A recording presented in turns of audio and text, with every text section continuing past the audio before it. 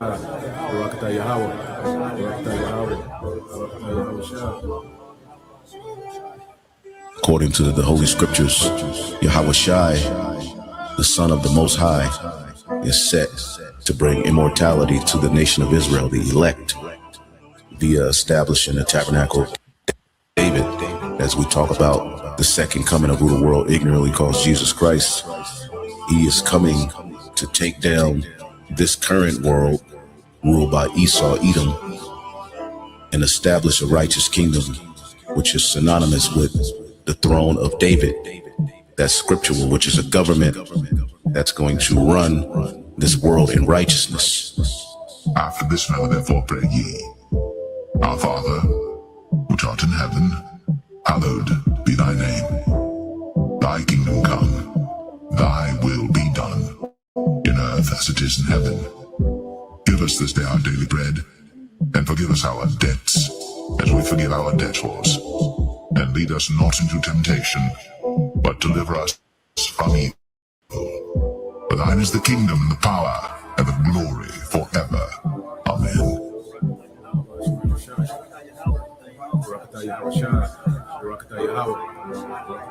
A transfer of rulership is coming, and the kingdom of heaven will be on earth. Righteousness will be spread throughout the whole four corners of the earth. Wickedness will be put down.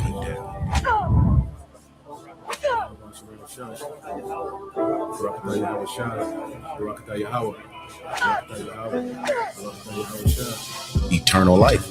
That's what's promised to the elect. All right, all Israel, but it starts with the elect. And that's how the earth will be governed by immortals, perfect angelic forces who are going to come down and rule on earth. Extraterrestrial bodies will be able to do things that humans do, but in heavenly bodies. Like eating, drinking. Did not Yahweh Shai say he's going to drink wine with us in the kingdom? Well, how do you drink wine with a spiritual body? Well, we're going to have out of this world capabilities in those new bodies.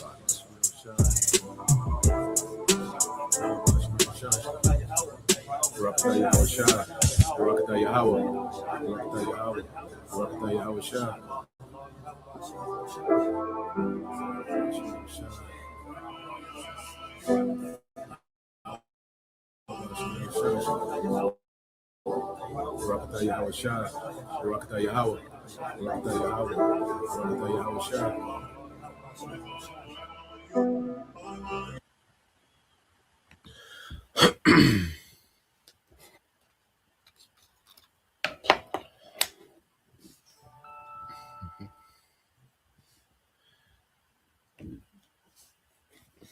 All right, Shalom. First and foremost, I would like to give all praise and glory unto Yahweh Bahashem, Yahweh Shah Bahashem, and Kakwadash, and double honors unto the apostles and the elders of GMS who rule well, teach well, being great examples to us younger brothers. And peace and blessing, salutation to the hopeful lake out there pushing this word and truth and in sincerity across the four winds in the name of Yahweh Bahashem, Yahweh Shai. Bahashem Rakakadash, pushing to get up out of here. Shalom to the hopeful elect, the believers, the listeners, whom have came back to the obedience of the scriptures through faith in Yahweh Bashem Al Shai. What I want to get into today is respond, to a video done by the beloved elder brother Yahshua Wamba. All right, responding, all right, to this clown, all right, Deacon Hakah. All right, now the majority, just as the elder brother mentioned in his video, the majority of things that these men come out with, they do it for the sake of a reaction. All right, guys like Deacon Hakah, all right, they have the mindset of a Instagram model when it comes to the internet. All right, anything for clicks, anything for views. Okay, they're more like a character. Okay, a content creator. All right, the doctrine, the truth, all this out the window. With these guys, it's about creating content. So majority of things, we ignore, but there's certain things that they say, that we can use, all right, and edify and build up, all right, the true believers. Okay, because he made this post. Okay, I don't know if it's on Instagram or whatever. All right, but he's saying that, we tripping because we're saying that King David is going to have his granny in captivity. Okay.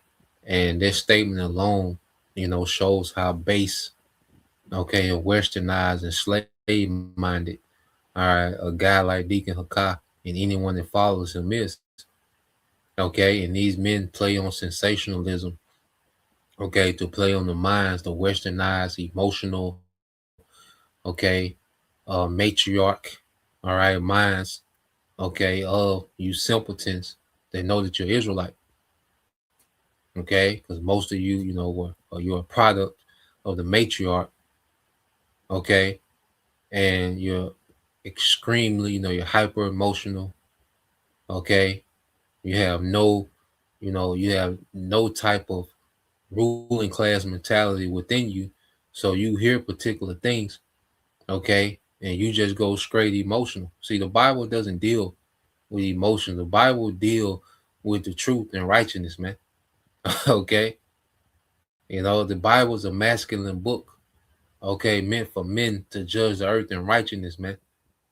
Okay, not to be concerned about, all right, the tedious matters and the emotions, okay, of men. All right. So when you go to First Corinthians 2:10, it says, but it was to us, all right, it says, but it was to us, and this is in the NLT. It said, but it was to us that the Most High revealed these things by his Spirit. For his Spirit searches out everything and shows us the Most High's deep secrets. Okay. And these secrets want to reveal, to all men that know that they're Israelites. Okay. The Spirit of Yahweh Bashim al Shai is not upon every man that knows that they're Israelite. Okay. And you can tell by the statements they make. Okay. That the Spirit ain't dealing. It says no one can know a person's thoughts except the person's own spirit. And no one can know the Most High's thought except the Most High own spirit. Okay? So just as no one can know exactly what you're thinking at all time, all right, no one can know the mind of the Most High unless, verse 12, and we have the Most High Spirit, not the world spirit, so we can know the wonderful things the Most High has freely given us, man. Okay? So we're operating in the wisdom of the Spirit of Yahweh Bashem Shai. Okay? Not on this carnal, westernized, base, emotional, low level thinking. Okay? This apartment mentality that Jake got. Okay? This slave mind, okay, that Jake can't shake. You see? And what the guys like Deacon Hakai have done, they dropped you niggas right back at the steps of the Christian church. Okay? Because at this point, you're just Christians that know that you're Israelites. Okay? And you're not, the Lord didn't give you the spirit. All right? Deacon Hakai, anyone that's following him, there is dry. The spirit's not over there. It's spiritually dry. Okay? That's why statements like this are being made. Okay? And a nigga will react to it in their emotions. Okay? As if we tripping. You see? And it said, verse 13, it says, when we tell you these things, we do not use the words that come from human wisdom. Okay? That's human wisdom when you're talking about King David's going to put, so you telling me King David's going to put his granny in captivity? Okay? How low level is that? You see? That was 3,000 years ago when Ruth was King David's grandma. What did that have to do with right now? Okay? All this prophecy finna take place. Ruth being King David's great grandma over 3,000 years ago. What does that have to do with anything? That's just random information. That has nothing to do with anything according to the prophecies of Yahweh Bashem al Shai. Okay, Ruth is just a Moabite woman. That's it. That's all she is, a Moabite woman. Now, can the Lord have favor on Ruth in the kingdom to where she's an honorary concubine? You know, where she's, blessed to be with Boaz, which Boaz will have to be of the elect, because we're going to go into the book of Ruth a little bit just to get the understanding, the real spiritual aspect of the book of Ruth, man. Okay, the book of Ruth, the highlight of the book of Ruth, okay, ain't about her being King David's great grandmother. Okay, there's a spiritual meaning behind the book of Ruth. It could have been easily called the book of Boaz. Okay, the book of Esther could easily, all right, uh, been called the book of Mordecai. You see, but you have these books named, by these women, and that'll be a stumbling block. Was Esther, all right, and she was a beloved, one of our beloved foremothers. Okay, Ruth, she gets an honorary mention as a heathen, and that's what that is. Okay, you can't make a doctrine that the heathens can be saved off the book of Ruth. Okay, it says when we tell you these things, we do not use the words that come from human wisdom. Instead, we speak words given to us by the Spirit, using the Spirit's words to explain spiritual truth. But people who aren't spiritual can't receive the truth from the Most High Spirit. It all sounds foolish to them and they can't understand it. So to a simple nigga, all right, what Deacon Hakai saying makes sense. Okay? When he posts things like, oh, so y'all tripping. So y'all telling me that y'all Hebrews telling me that King David gonna have his granny in captivity. And to a simple nigga, man, that do sound messed up. Man, that's messed up, man. You right. Okay? Because y'all simple, y'all don't have the spirit. You see, your mind is so, conditioned by westernization and the movie roots. And you see, and you just thinking that King David, here it is, King David is going to be second in command under Yahushua and running existence, running the planet Earth in righteousness. Okay? but a low level nigga thinking, a low level thinking nigga in his mind when he hears something like that from Deacon Hakai, he think he see King David, all right, just got Ruth tied up to a tree, all right, and beating the skin off her back. Okay, King David is not going to be on the planet Earth looking for no goddamn Ruth, man. He's going to have far greater things and affairs to attend to and oversee than the whereabouts of a Ruth. Okay, however the Lord, show favor to Ruth in the kingdom as, as a heathen. You see, whether within that 1,000 years, after the 1,000 years, hey, we're not worried about no goddamn Ruth, man. Okay, she's not that important like that. Okay, she's just a Moabite woman. She's mentioned, the Bible mentioned her in the lineage of Yahushua, but at the end of the day, she's a Moabite woman. Okay, and all her nation is going to captivity, including her. But everyone that's in captivity, all right, not say they don't serve in the same capacity, man. We're gonna show that.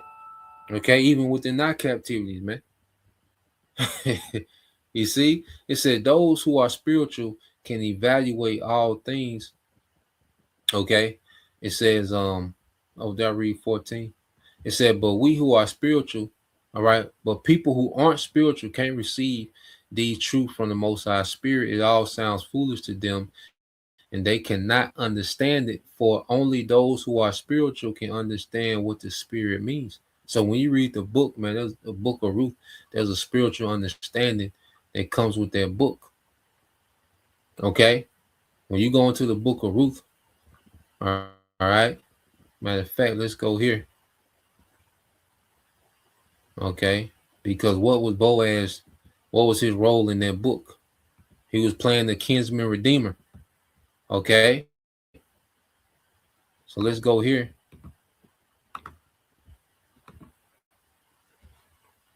Get this real quick in the chat. All right.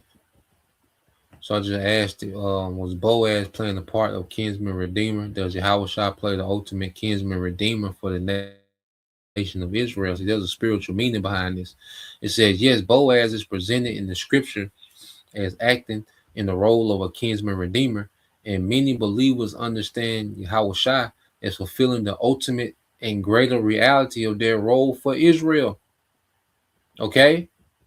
So ultimately, when you go into Boaz, he was playing the kinsman redeemer, okay, for his fellow tribesmen, and was a Judite, okay, and through Boaz, his lineage, it could have been with Ruth, it could have been with any woman on the earth, okay, and she would have been the great grandmother, okay, of King David.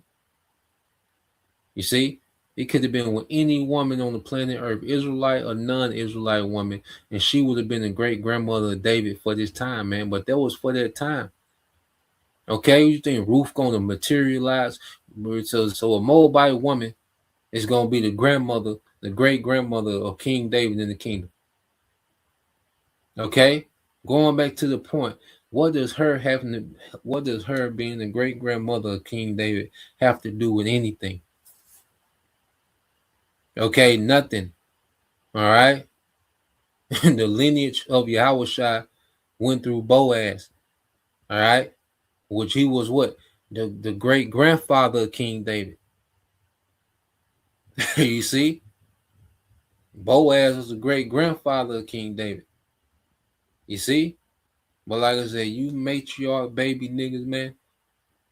Okay, you just can't see you niggas. See you niggas don't have no ruling class mentality. You don't have no type of kingdom mentality. You don't understand nothing but Western culture and nigga culture, man. Okay, Baptist church culture. Okay, in your mind, you think Hattie Mae gonna be in the kingdom, Big Mama. So you still think that concept of Big Mama gonna be in the kingdom. Okay, frying fish. You see, with that apron. Okay, that's you niggas silly when it comes to thinking of a kingdom, Big Mama and your auntie. All right, with that gold, with that with that short, the Fantasia do. You think that's gonna be in the kingdom, man?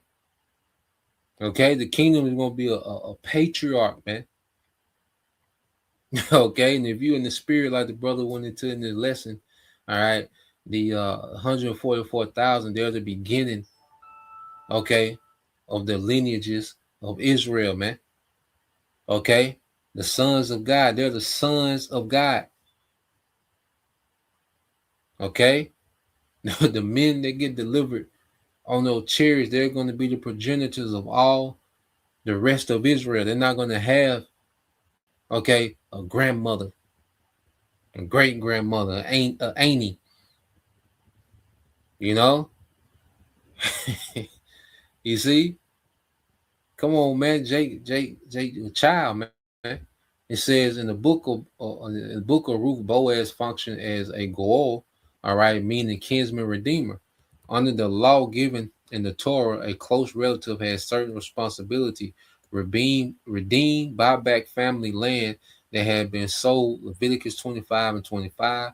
Marry a childless widow to preserve the family line. Deuteronomy 25 5 through 10, protect the family's inheritance and name. Okay? So what Boaz was doing was acquiring Ruth because she came with the land. Okay? Ruth was a part of the land. You see, that's why the Jake that was ahead of Boaz as the kinsman redeemer, because he wasn't the nearest to kin. It was a Jake that was ahead of him. Okay? But when he found out he came with Ruth, he was like, nah, I got too much going on, to take on another woman. Okay, when he thought it was just the land, he was cool, but then he found out it came in Ruth. Okay, he was like, nah, I got too much going on that part. All right, showing our forefather wasn't just horny men, just no horny men, just okay. Nah, man. You see, they had moderation. Okay, and it says under the law given in the Torah, a close relative has certain responsibilities: redeem, buy back family land that had been sold. Leviticus 25 and 25, marry a childless widow to preserve the family. In Deuteronomy 25, verses 5 through 10, protect the family's inheritance and name. Okay, so because, all right, what Boaz did, okay, when him and Ruth had Obed, okay, Obed was an heir. okay, to the inheritance, all right, of Eli Malek, all right, which I think means Allah Malak when you go into it, okay. So what Boaz did, he raised seed through Ruth, okay, to redeem their land back, okay, to the lineage of Eli Malek, because he died, his sons died with no heir. Okay, so Boaz raised the heir through Ruth Obed. Okay, then you have Jesse. All right, and then Jesse's out of Jesse's sons, you will have King David. Okay, you see, Jake put all this emphasis on the grandma, your granny. Okay, show you what Jake reasoning is at, man. It says a blood relative willing to redeem, able to pay the price, acting publicly and legally. It said Yahweh Shai as the ultimate kinsman redeemer. In the New Testament, particularly Hebrews 2 and 14 and 17, it is emphasized that Yahweh Shai shared in flesh and blood with those he came to save. And what does it say about Yahweh Shai? It is evident that our Lord and Savior came out of Judah. Okay, so he was the flesh and blood of what? Israel, making him a true kinsman. He was a kinsman to Israel. Many believers understand his role this way. Now, chat tries to, throw all right that inclusion of the heathen in the mix, but we know his flesh and blood was who? Israelites, man. Okay, so he was playing the kinsman redeemer for Israelites, man. Okay, because this law only pertained to Israelites. Okay, it says he became our kinsman by taking on human nature. He became related to those he redeems, which are Israelites, man. It says through his sacrifice, he redeems from sin and death. All right. He restores covenant relationship. Well, who was the first covenant with? Israel. The second covenant, Israel. Okay. He restores covenant relationship and the inheritance. All right. Promised to Israel. Okay. From a biblical perspective, in the book of Ruth, the redemption is specifically within Israel. Okay. In the New Testament, Yahweh Shai is presented first as the redeemer of Israel. Okay. And even the Israelite foreigners, those are the Israelites, man. Then they try to go off. But when you go here, all right, you said Boaz. Boaz was a Bethlehemite. All right. Yahweh Shai, born in Bethlehem. Okay. You see, he was a kinsman. Yahweh Shai was a kinsman. He was an Israelite from the tribe of Judah. Okay. Redeems a bride. Well, isn't the church the bride? Okay, Yahweh Shai, he redeems his people. Boaz paid a price for his bride, okay, and Yahweh Shai paid with his life. He bought the church with his life, okay, his bride, okay. So Boaz restores an inheritance, okay, to the seed of his fellow Judite, all right, to the through, all right, raising seed for his fellow Judite brother, okay, his kinsman. You see, well, Yahweh Shai, he restored an eternal inheritance to Israel, man, to the whole nation. Okay? It says, conclusion, Boaz, all right, clearly plays the role of a kinsman redeemer in the book of Ruth. Many believers understand Yahweh Shai as the ultimate and greater kinsman redeemer, all right, first for Israel and only for Israel, man. Okay? So let's go back here real quick because I want to go to this. I just want to prove this point. All right, because when you take down, see, we're finna come into rulership of the earth, man. Every slave ain't gonna be tied to a tree just getting beat all day, man. Okay, there's more to captivity than that aspect. So people just think of slavery and they think of how Esau did it. Of course, we want to break these nations up. All right, it's gonna be a rigorous captivity, man. Okay, but the day-to-day function is going to be different from different slaves. Okay. When you go here, let's get this real quick. When we went in captivity, and there's plenty of examples, Joseph, all right, Nehemiah, okay, Tobit, okay, these men were in king's courts, but they was still of the captivity. So when you go here to the book of Daniel, let's get Daniel 1.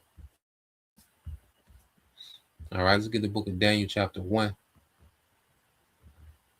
Okay, in verse 1, it said, during the third year of King Jehoiakim's reign in Judah, King Nebuchadnezzar of Babylon came to Jerusalem and besieged it. The Lord gave him victory over King Joachim and Judah and permitted him to take some of the sacred objects from the temple of the Most High. So Nebuchadnezzar took them back to the land of Babylonia and placed them in the treasure houses of his God. Okay, so the Lord allowed us to be completely conquered, okay, by the heathen, man, by these Babylonians. Okay, because the Lord was pissed with us, man, because and this is when Jake was into that Baal worship. Okay, when you go into the history, man, Jake really tapped into Baal, man. You know, it says the king ordered Ashpenaz, his chief of staff, all right, to bring to the palace some of the young men of Judah's royal family and other noble families who had been brought to Babylon as captives. Select only healthy and good looking young men, he said, make sure they are well versed in every branch of learning, all right, are gifted with knowledge and good judgment, and are suited to serve in the royal palace. Train these young men in the language, okay, and the literature of Babylon. The king assigned them a daily ration of food, of wine from his own kitchens. They were to be trained for 3 years and they will enter into royal service. Okay, so when you take down kingdoms, you would take the leaders and the nobles of these different nations and you would train them up in your way, all right, and set them, okay, as overseers, all right, of their own people. Okay, but they will answer to who? You.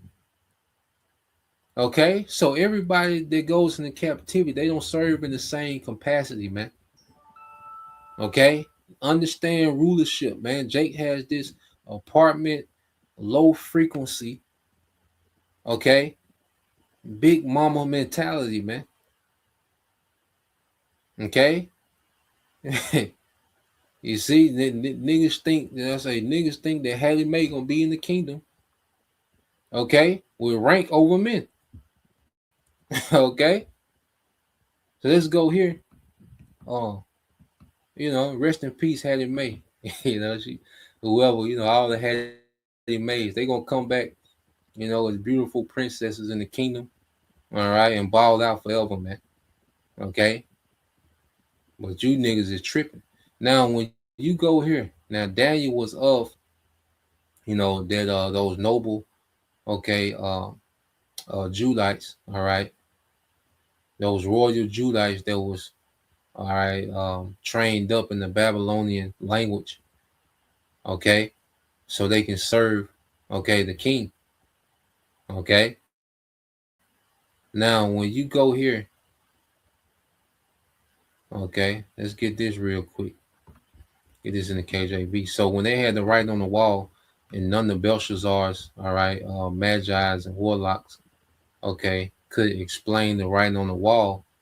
Okay, well, his the queen mother, which they believe to be his grandmother, okay, so they call her the queen mother, says, now the queen, by reason of the words of the kings and his lords, came into the banquet house, and the queen spake and said, O king, live forever. Let not thy thoughts trouble thee, nor let thy countenance be changed.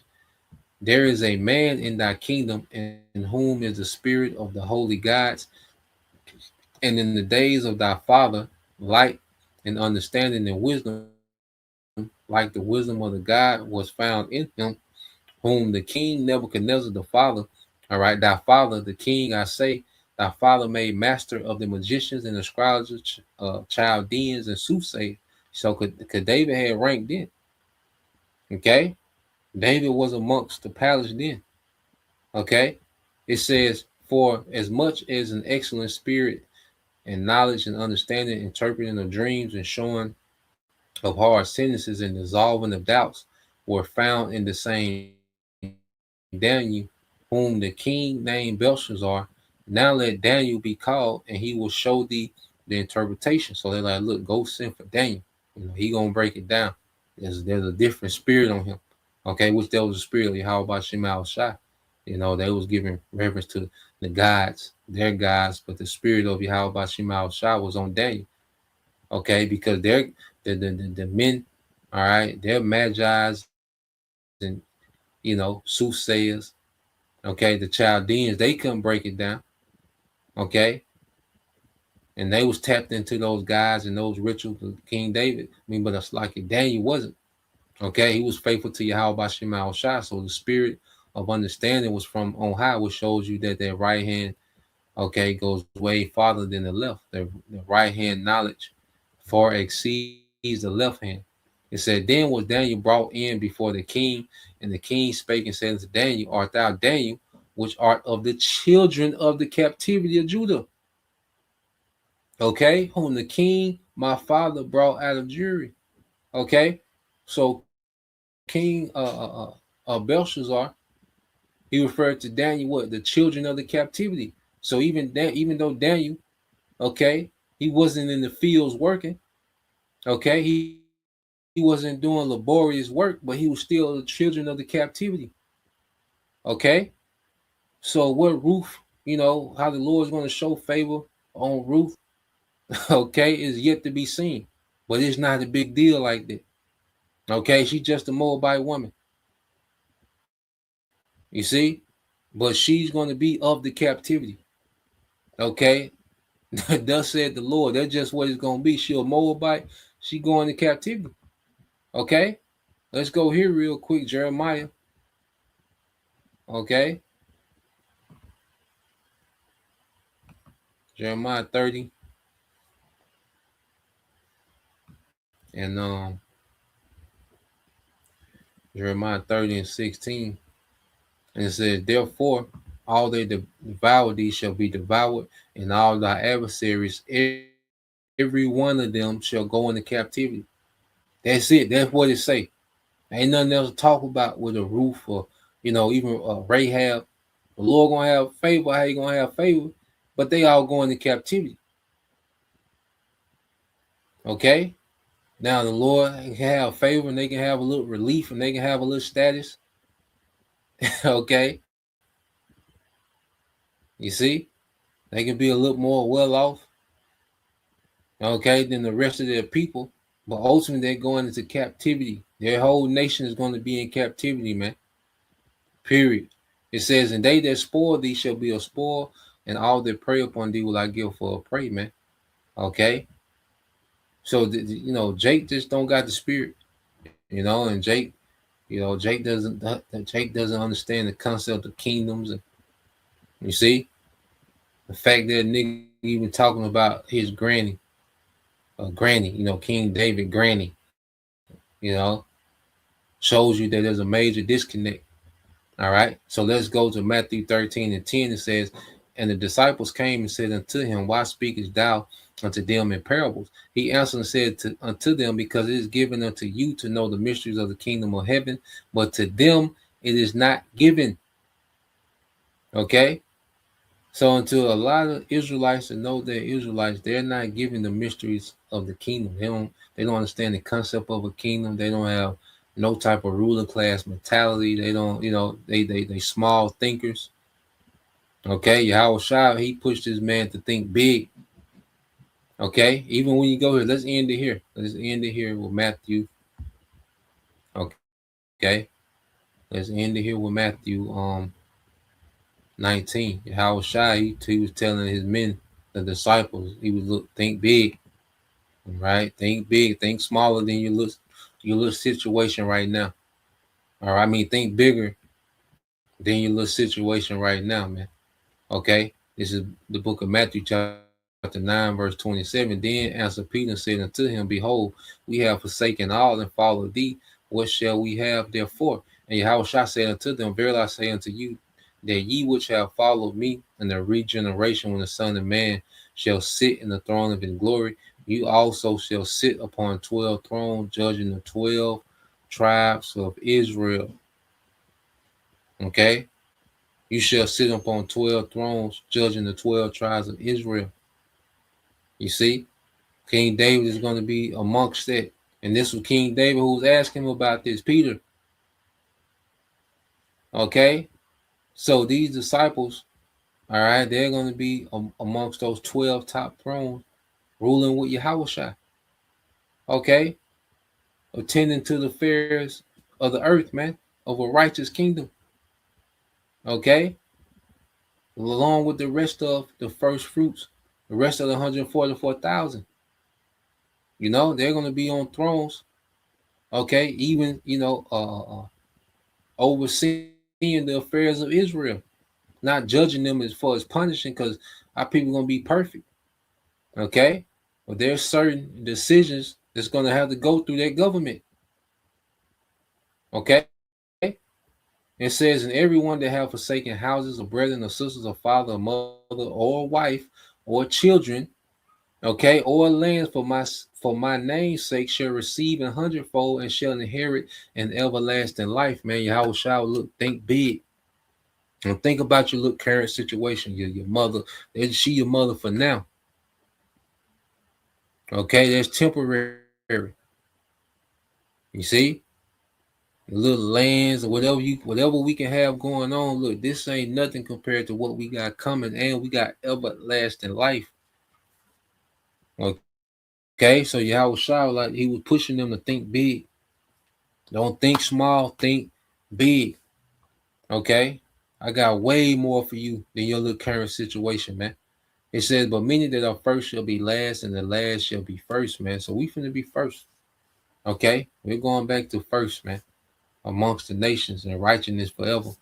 Okay, so that's the point. Just wanted to get into that. Lord will, you brothers, all right, and you sisters, edify once again. I want to give all praise and glory unto Yahweh, Bahashem, Yahushua, Bahashem, Kakadash, and double honors unto the apostles and the elders of GMS who rule well, teach well, being great examples towards younger brothers. And peace and blessings, salutations to the hopeful elect. Shalom.